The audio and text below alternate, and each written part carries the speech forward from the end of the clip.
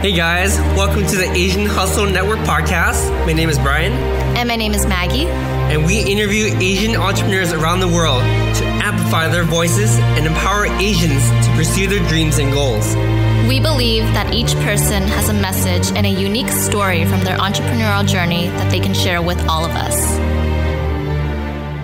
Hello, everyone. Welcome to the Asian Hustle Network podcast. Today, we have a very special guest. His name is Min Park, and he is an investment banker at JPMorgan and also is CFO of Rooster Rice, a growing restaurant chain out of the Bay Area.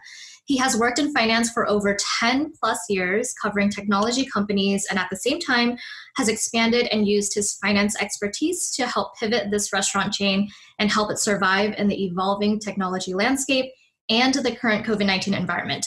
His business partners include Jason Wang and Shawn Tsao, co-founders of Caviar, the food delivery app, which sold to Square in 2014. Min, welcome to the show.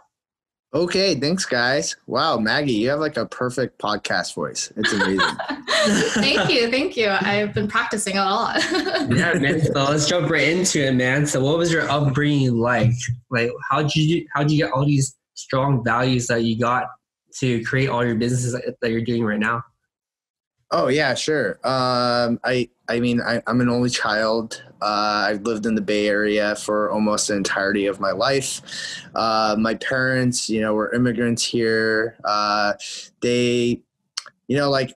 dad was a very traditional, I think, like immigrant of that time where, he bounced around from company to company. It was very difficult for him to, succeed in the American cultural barrier and the American workplace when he just grew up being Korean.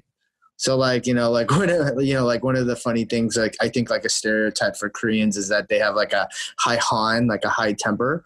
Mm-hmm. And I just remember as a child, my dad would just get fired all the time. And it is really because in Korea, it's socially acceptable to kind of yell and kind of get mad and when you have a common disagreement. And then in America, that's not really the way, right? You usually try to resolve it, avoid conflict and stuff like that. So he never was a match for it.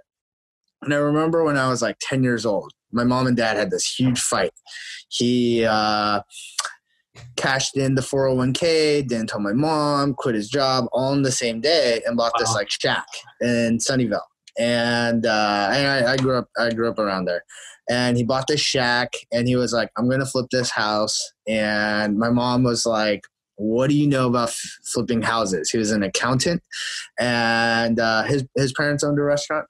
And so he didn't know anything about that. So, and this was really pre-internet. I mean, I'm going to date myself. There was no Google even back then. And so he just went around and asked these people to show him the ropes, and his first flip looked pretty bad. And he still was able to do it and made a little bit of money. And then he did it again and again and again. And it was pretty amazing. He was able to put me through school and do all that stuff. And it was just a trait that he learned in a very hustling way, very indicative of a lot of our members on Asian Hustle Network. And then, but being the kid in that environment and just seeing all of the lack of structure and all that stuff, for me, it was very volatile. And when I approach kind of the way I do my business dealings, I kind of grew up Asian American. So I kind of know what my dad is good at the hustling side. And then I was able to apply it in a systemic way to kind of succeed in corporate America. Also helps me evaluate businesses Rooster Rice was a big investment for us. And I wanted to make sure I could recognize what's hustling versus what's kind of of high integrity and what people could do in a tough situation, because I often had that growing up. So yeah, that's kind of how that transpired. Wow, that's really awesome to hear. I had no idea your dad was a house flipper too. This is awesome to hear, Yeah, I mean, the worst moment for sure. Well, I mean, and we're kind of in the midst of a recession right now, although, Bay Area and tech and the IPO market, Airbnb going out today is just insane. it was in like 2008, 2009. I was going to go work as an investment banker at a bank that no longer exists. I thought I had my job secure the whole time. I even graduated a semester early. And then I lost it before it started because the firm went under. And then my dad had all these properties, right? And he bought them like in a day where like mortgages were easier to get, low downs, and like the values like went underwater. So for like 3 years in the recession, I was able to find a corporate job, but I mean, like I was just helping my dad kind of like float those. So he doesn't really do that anymore. He's more of like a handyman now. He like kind of retired from the flipping game, but yeah, that was a long time. That was like a stressful time. Wow. So while you were helping out your dad, did he ever expect you to kind of like take you under his wing? Like, did they have any expectations of like what kind of industry you would go in, or were they really laid back? Like, you can do, where your passion lies. Yeah, I think my dad, when I was like in high school, he took me to one of his projects, and it was like a painting project for one of his, and I took like all the way up to AP Spanish. So I was like semi-fluent, and a lot of like his employees spoke Spanish. So I was like able to kind of like bridge the language gap from my dad to them. And then, but like I was like my dad's son, the owner's son. So they like kind of messed with me. So the first day, they were all wearing like hats. Because we're like painting like a roof, and like no one told me why they were all wearing hats. I thought it was just like sunny. And by the end of the day, I had all this paint in my hair, and it was like semi-permanent. And I was like, oh shoot, like that was like kind of like lesson one. And then I was just like not good at it. I mean, like I think it was like a good trial to definitely see like if I could like do it.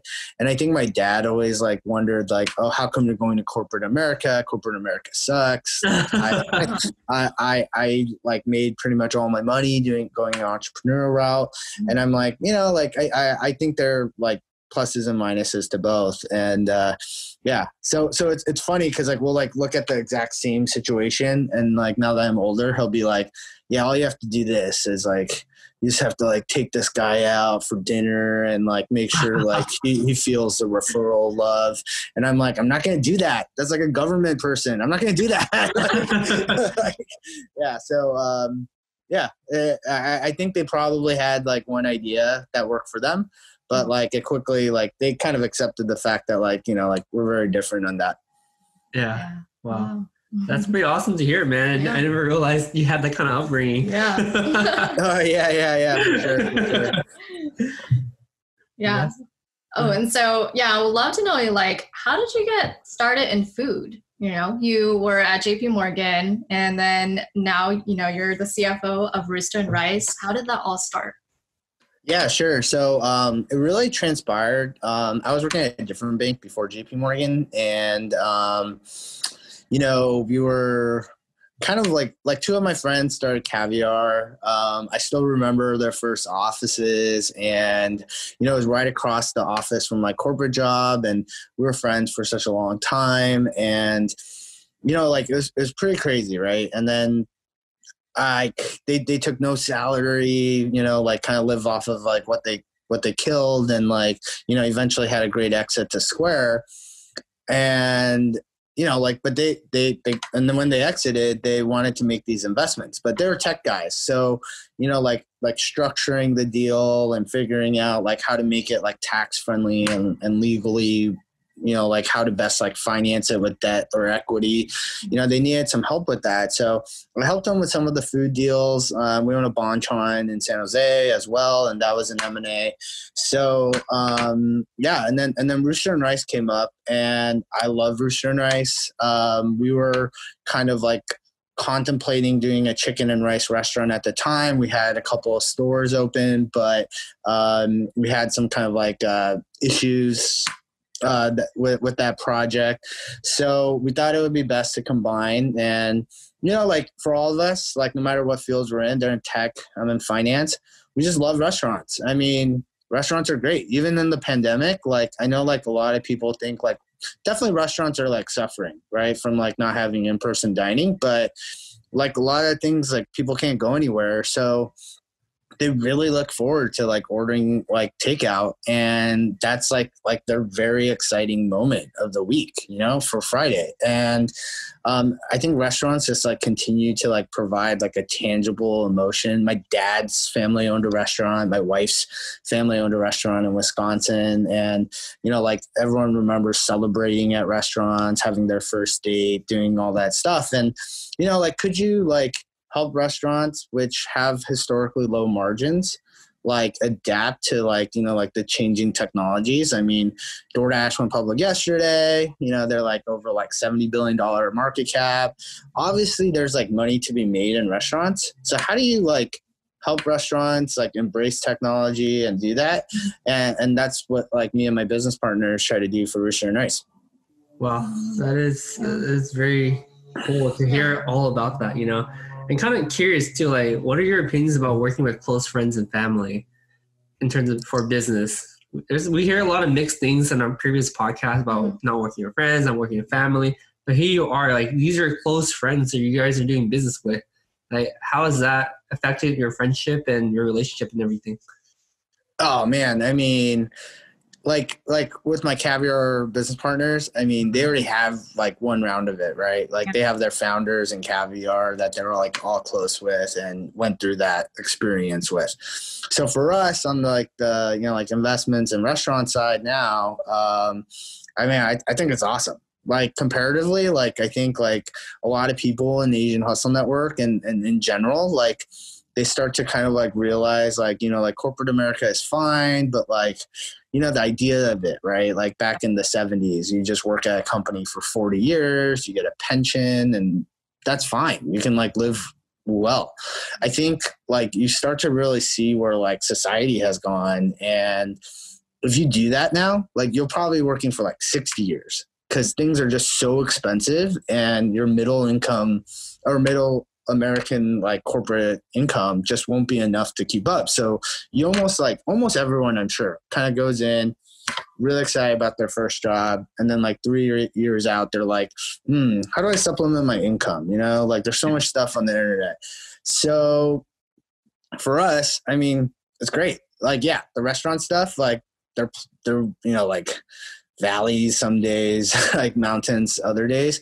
Yeah. But I think what's awesome is like that's just like our baseline, right? Like that's like why we like, you know, like spend time together and whatnot. But as a result, you know, we've become friends or closer friends, and you know, we like talk about other things in our life. Like I'm having a baby, got a puppy this year, and you know, like yeah, thank you. And yeah, they're probably some of my more supportive friends. Like I think it's awesome. And you know, like business partners, like for sure it can get messy, but like there has to be a line too, right? Like, hey, like this is for our friendship, and do you want to cross that line or not? I do have one more point on that actually, because like I think like a lot of those like old school movies and stuff were like, yeah, you know, like business is like hardcore, and you have to like be able to like remove that friendship element, otherwise like, and do what's best for the business.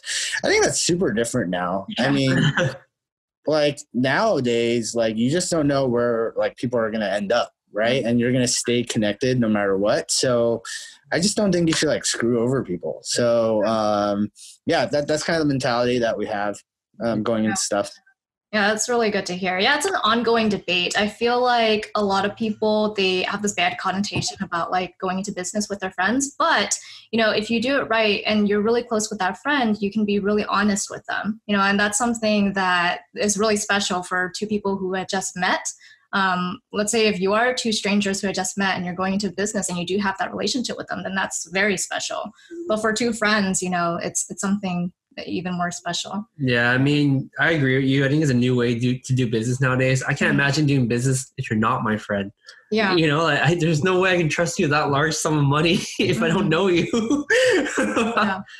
Yeah. Oh, that's 100% right. And like, especially in the Bay Area, because like people raise on like no ideas and stuff like that. Like money is sometimes like not respected, I think. Mm-hmm. And like, you know, like because we're all in it together and like we're trying our best, even in tough times, we're going to like do everything we can to try and like help each other out. So, I actually really enjoy it. Like, there's a lot of times like being an entrepreneur part, like, you get like doubt, right? What is that? Like imposter syndrome. You're like, you wake up and you're like, things don't go perfectly. Right. And you're like, man, is today the day? Like, did I mess up today? Am I ruining my life? And, having like your backbone on your friends going through it with you, like, yeah, it's awesome. I mean, like the DoorDash guys, I think we're just like Stanford friends. And like, yeah. That's awesome. Well, I mean, we know that this year has been so big for you. You know, you're having a baby, you got a dog.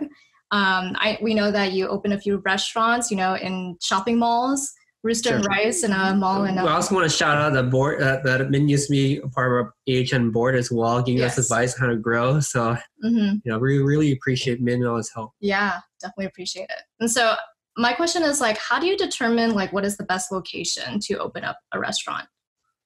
Oh, for sure. I mean, you can like think about things like as much as you want, like get all the demographic stats, look at foot traffic, you know, like do everything that you can analytically. And like what makes like a good restaurant, right? Restaurants are hospitality and they're about like good vibes. And like you just can't predict vibes. Like, so you do the best you can and you try to pick somewhere that you think will be successful. And then you open it up and for some reason, like your staff isn't friendly or they build construction right in front of your place or, you know, financial district in San Francisco dies. I mean, like there's like a lot of things that like are out of your control. Yeah. But I think like this is my whole take on restaurants. And like if you make one restaurant, right? Like, and if it's like a hard margin business and there's all these variables like staff and DoorDash and deliveries and inventory, I mean, there's a lot of different components of a restaurant business that are very tough. If you just try to pick like one location, that's really like shooting, like, are you going to pick like one stock to invest in, right? No one advises you to do that. So I think if you have like a pretty good idea, like a very good concept, it looks pretty good, you can generate some margins, you have to open up a few. Like if you don't open up a few, you're right. Like you're really subjecting yourself for the luck of the draw and whether or not that one spot has good vibes. I know that vibes might not be the technical word, but like that's pretty much it. And can you like portion out your portfolio of stores where, you know, like some stores might be doing bad, some stores might be doing well, and overall is your like net positive. And I really think that's a better way of looking at it. And like, you know, hopefully you don't pick like 5 bad locations. So, and hopefully all of that analysis will like even out where like you'll pick more good locations than bad. Yeah. And I mean, investors, they usually want to see, you know, multiple locations rather than just like one. If you have one restaurant, it's definitely like less appealing, right? Yeah, I think so. I mean, like there are like situations where investors want to invest no matter what, right? Like like Pok Pok in Portland, which sadly closed. I mean, at one location, but like, well, I think they ended up opening some other ones in like Vegas or something, but they had that one location in Portland for a long time, or Knox, right? So like they had like one location, Green Zone, where you guys are. I actually looked at all these like Hainan chicken restaurants when we were looking at it. And so like, you know, like one location, it cash flows well. Like, would you want to invest in it? Yeah, sure. I mean, people want to do like a cash flow investment, but it's not like a growth investment, which I think restaurants should be. So I think most of the time they like multiple locations. Yeah. So speaking of investments too, like a lot of people in AHN always ask about how investments in restaurants even work. You know, they always say, I want to put in 50K or 100K, but they're actually not sure what to expect from their cash flow or returns. Like, how does that investment work if I was like an investor, I want to put 100K or 50K into Rooster Rice? Can you help break that down for our listeners to better understand the industry? Sure. Again, I think first you got to look at yourself as an investor. And when people ask me all the time what they're, hey, I really want to put my money to work, kind of like that, 3-year corporate America thing. And they saved a little bit, what should I do? Where should I put it? And there's really some you could be a cash flow investor, which typically means there's less growth, to be honest, and you're able to get a safe coupon, hopefully better than whatever savings accounts are, which are I think 0.5%. And then, or you could be a growth investor, which means you're probably not going to get a lot of cash flow because the business itself is going to reinvest any profits into growth and expansion. So they don't really want to let cash go out the door to you as an investor because the payout is really later at the end. Mm-hmm. So that's the first thing. And then in terms of restaurant investments, because so a typical restaurant investment for a miniature growth plan, 5 stores, it has 1 store, it's going to grow to 5. It's typically done via a convertible note. Mm-hmm. Or common equity. So a convertible note, you're promised a coupon of a certain interest rate. And then you can participate in the upside when the company raises an additional round. And so you can convert that into equity. So you get kind of a downside protection and an upside lift. The upside lift is not going to be as high as when you do just common equity. Common equity, you get no downside protection. You're not promised anything. You're just there for the growth of the business. And it's a lot simpler of an arrangement. There's this document called a SAFE. It's very popular right now with tech companies because it's a document that kind of Y Combinator kind of pioneered. And, you kind of see tech entrepreneurs who've had an exit and want to get into food and beverage, try to raise via SAFE. It just is a mismatch to me in terms of industries because, tech companies can grow, be valued at millions of dollars with no product. And, that's not how food and beverage works. You need to have a good product, a good customer following and stuff like that. So I think those are probably the 2 most common structures that you'll see. Okay. Awesome. And what has been the most stressful situation you've been in the restaurant industry where you're oh man, why am I doing this myself type of situations? Yeah, sure. So I guess in 2019, we try to raise capital for all of our concepts, but it was for growth, right? I think I had a store planned for each of our restaurant investments up until July, 1 store a month in 2020. Right. And obviously COVID-19 happened, which just backflipped everything. But the other part about it is that I think a lot of the reason why restaurants fail too, is they don't have good balance sheets. And a lot of Bay Area and restaurants in general, all they care about is top line because top line means growth, right? But it's really your balance sheet that's your safety net and your insurance. And for us, we saw COVID happening. We thought it was going to be 6 months in March at the worst, there was a playbook that, could be kind of dramatically reduced in 60 days from some of the other countries. But, we're preparing for 6 months. It's gone on for way longer. Right.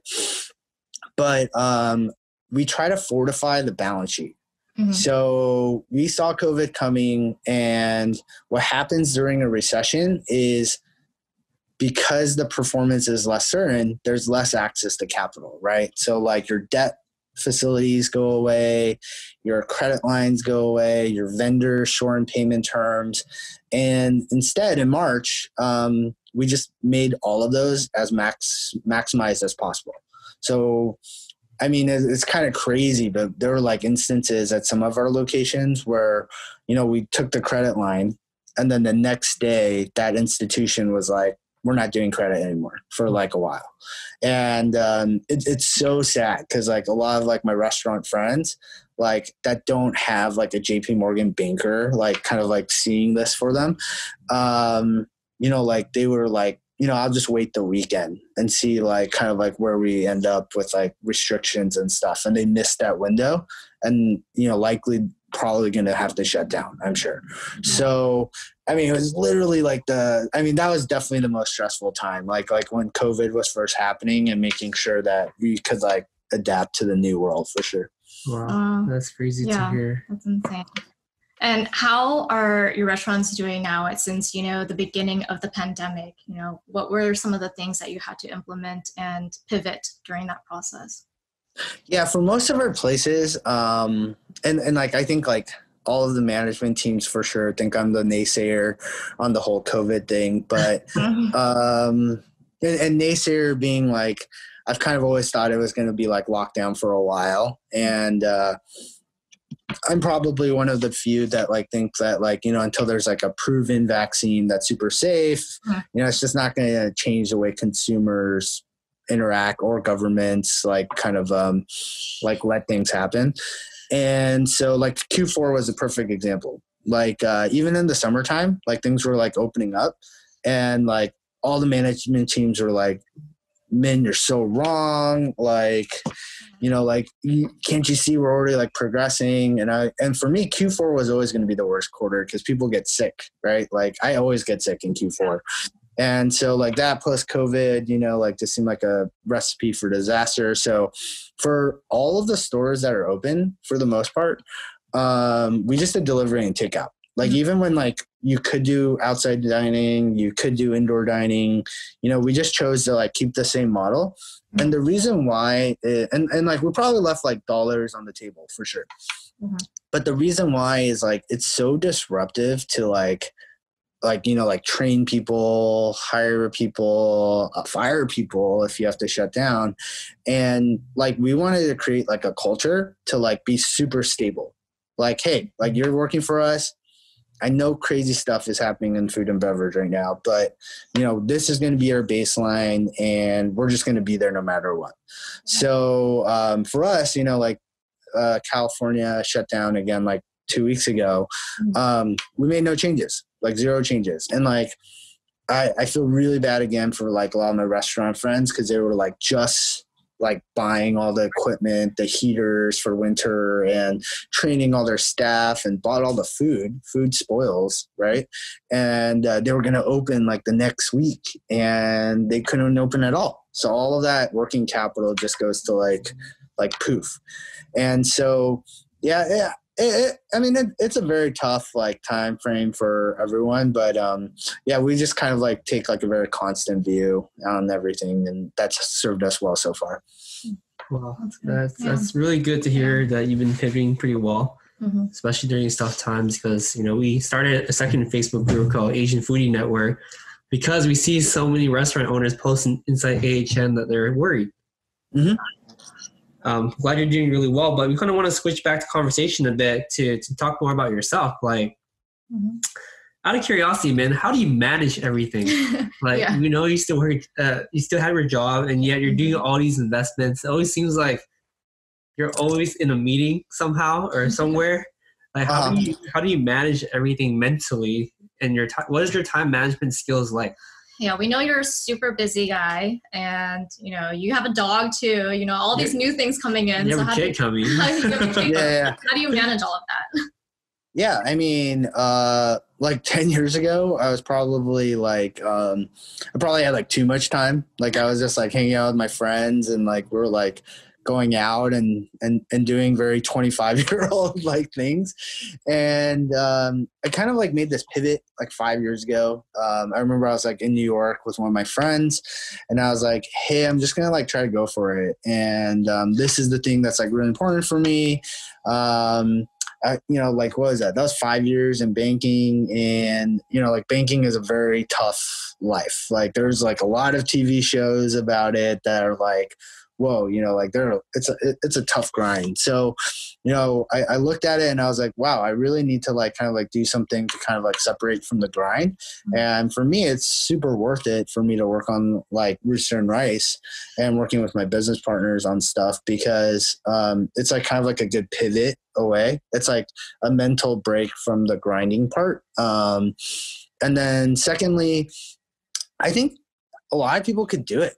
Like, we're just like in this day and age where like, you know, like you can do so many things from like your phone and your laptop and like portable devices. And if you create like systems in place, you could totally do it like remotely and different things at the same time. And then lastly, you got to prioritize, right? Like, you got to prioritize on stuff that's like meaningful to you inside. So for me, like JPMorgan and my banking job is very demanding, but that's also what pays my bills for the most part. So, that's number one, right? I mean, like outside of family, friends, and like personal relationships, that's number one. And I gotta like do what I need to do for that. And then do I have time for everything else? And yeah, totally. But I think like, a lot of people also forget like, you know, like kind of like they kind of confuse like the self-care, the mental health stuff, like what AHN kind of does. And they ignore that portion as being like kind of like pivotal, or they give it too much. Right. I think like it's like kind of balancing what you actually need, because most people like that tend to be successful need to be busy. And to be busy, you also need to kind of have like good mental like barriers as well. Yeah. So it's really finding that balance and like prioritization. So yeah. And a lot of like, you know, like late nights and early mornings. I mean, Brian and I, that's how we got to know each other. That's very true. So break it down for us, man. What is your day-to-day like? Like what time you sleep, what time you wake up, man? And what do you do, like, while you were talking about mental health, what do you do to manage it? Yeah. I want to hear about a schedule first. Yeah, sure. I think I can tell you like what my 2019 schedule was, because that's just way more like applicable, I think. But like, yeah, I mean, I used to sleep not too much, like 4 hours a night or so. And a good portion of that was, you know, like JPMorgan. Then you got to be healthy and like work out. And then you got to do the restaurant finance stuff. Then like I'm married, so I definitely had to spend quality time with my wife. And, you know, like when wife was busy, had to make it up with my friends. And so it was definitely a juggling on that. I think now like that I'm older and like the family thing is like expanding, right? I think like that is like obviously going to eat into that. So I think like everyone has like a certain amount of mental capacity, right? I think we've all kind of seen people like that. Like I had like some college roommates that all they could do was like focus on studying, partying, but they were super dirty. Like it was like not in their mental capacity ever to like just like throw this piece of trash away. Like they couldn't do it. They were running out. And as an adult, you know, like that's a kind of like a joking one, but as an adult, we still have that same mental capacity, but it's just a really like different way of like, you know, like adjusting for it. And I do think there's like some things like when you're like stuck, like do you watch like too much TV? Like, are you watching like The Office for the 5th time? Is that really like super beneficial by the 5th time? Like, you know, like taking a step back. Yeah. Wow. Yeah. I mean, I can kind of relate to that too. It's like my schedule is kind of funky. So point of reference, Min and I will talk at all times of the day. Anytime I message him at 1 a.m., he'll respond. 3 a.m. he'll respond, and 6 a.m. he responds. And then during the day too. So I'm like, does this guy ever sleep? I'll tell you, like one of my first jobs, we got BlackBerry for work, and it was like the last economic recession, and essentially the person who hired me gave me the BlackBerry and was like, if you don't respond within 15 minutes of any time, like your light goes on. BlackBerries used to have different lights for different stores, and so no matter what light it is, if you don't respond within 15 minutes when it's addressed to you, like you're out. That's what he said. It was definitely like, it was totally an extreme, like at the time and based on like what you're doing. But like, you know, I kind of get that, right? Like the whole thing is about like responsiveness, and like if someone's like sends you something, then they're probably waiting to progress on their work for you. Like, not to say that you need to like adjust your whole schedule for someone, but like if you can respond and like kind of like communicate at that level, like I honestly think like that's where like things go like pretty exponentially faster, and it actually helps you, like, to be honest. But like when you spend a day to respond and they spend a day and then you wait 2 days, and I mean, then you get nowhere. So yeah, I actually think it makes like me more efficient by doing it too. Your sense of urgency is off the charts, man. By far one of the best. Additionally, that's like super respectful too, and just out of common courtesy, you know. And it looks good. Oh yeah, for sure. Yeah, for sure. Yeah, but now I'm like super dumb. I can't like handle like if I like forget to do that right away now, like I won't remember. So I need to do it. Yeah. Remember like 2 days later. Yeah, exactly. I can relate to. I usually respond immediately if I see it or respond. But if I'm like, okay, I'll just respond to him later. A week later, I'm like, oh crap, we're gonna respond. Yeah, exactly. I'm like, shit. Yeah. So what are some things that you wish you could have told your younger self before, you know, you started your journey in like the food industry or anything? Yeah. Like back in college. Yeah, maybe like back in college. Yeah. Oh, okay. Yeah, those are good questions, man. So I think like back in the day, I read a ton of books, like a lot of self-improvement books. I probably read like most of the really like classically popular ones. And I got to a point where like, you know, they started saying the same thing, right? Like they eventually hit on like common themes and like common attitudes or situations. And like, I just like my marginal benefit for reading the next one was I just knew like hit a plateau. Yeah. But I probably waited like, honestly, I probably read 2 years extra of books before I started doing stuff. And what I really wish I could like tell myself is like, hey, why don't you just pick like 5 of them and just read the top 5, see what the commonalities are, and try it out for yourself, what you think will work for you. And then if it doesn't work, yeah, why don't you read 5 more and like do it that way and do more of like a try. Because I think a lot of times like people like want to do stuff and they don't know what to do. And then they look to the books to see like as like a playbook as to what to do because those people are successful. But everyone's different, right? Like everyone has like a different like way of getting there. So yeah, you can like take some of the lessons and it'll apply to certain situations, but you gotta just like try it out. So I probably wasted too much time reading about it and not doing it. And that's probably like my lesson for people or myself, even my past self. Yeah. That's a good point. I feel like a lot of people, they try to look for the book that will change their lives because a lot of people say like, oh, Rich Dad Poor Dad changed my life, right? Yeah. Like this book changed my life. So a lot of people look for, oh, when is that book going to come to me and change my life?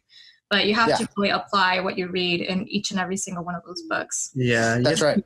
Yeah. I think you also keep in mind when you're reading a lot of books too, that, you know, it may sound great, but no one really talks about their struggles through their books, you know? Yeah.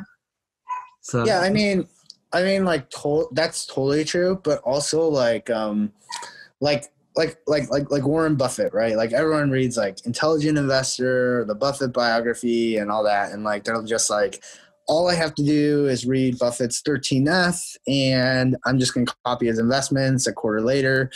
But like, you gotta think about like Warren Buffett, like during the last financial crisis was able to like save companies because he just had that much capital, and you're never going to have like those billions of dollars probably to like do the same type of deal that made him rich.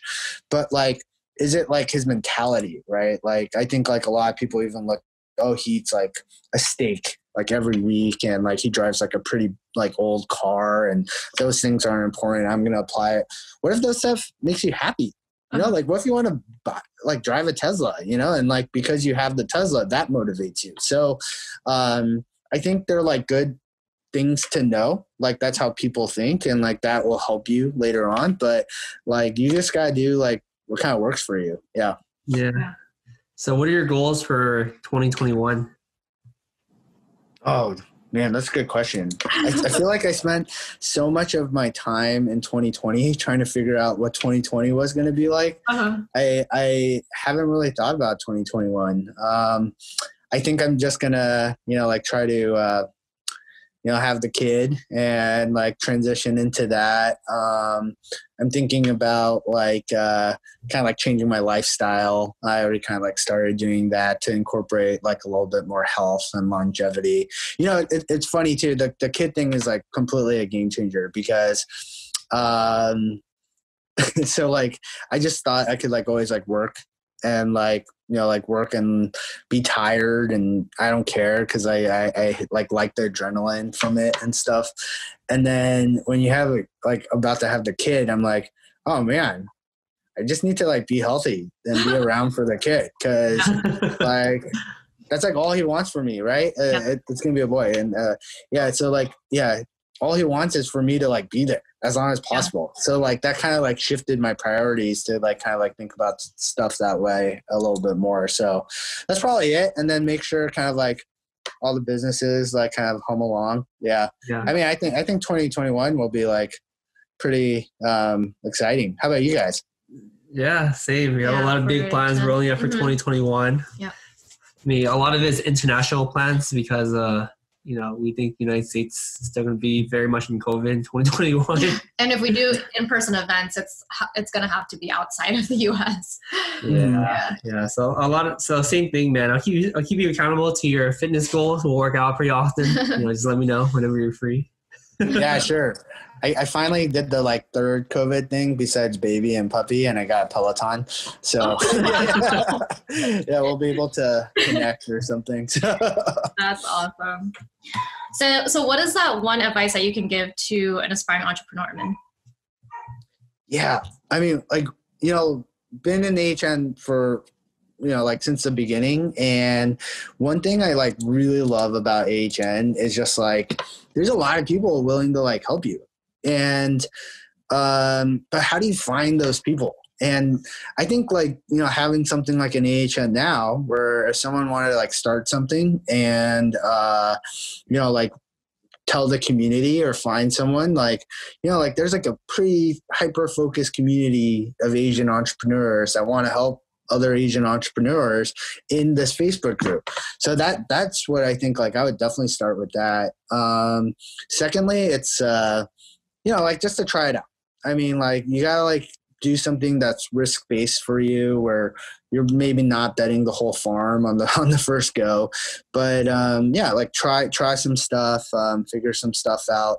And then lastly, like I would totally try to find like, people that you trust to do it with, because it is a lonely journey. And I just think it kind of like makes like a bumpy ride smoother to have like compatriots in it. Yeah. Awesome. I love that a lot. Yeah. Thank you, Min. Thank you so much, Min.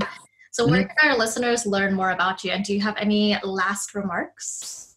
Yeah, sure. I mean, I think that you guys as the founders of AHN are incredibly accessible, and you guys spend so much time trying to think about like how to help the Asian community with hate as a virus and, forming the board and all of the things that, like I've seen personally, like how the organization has changed.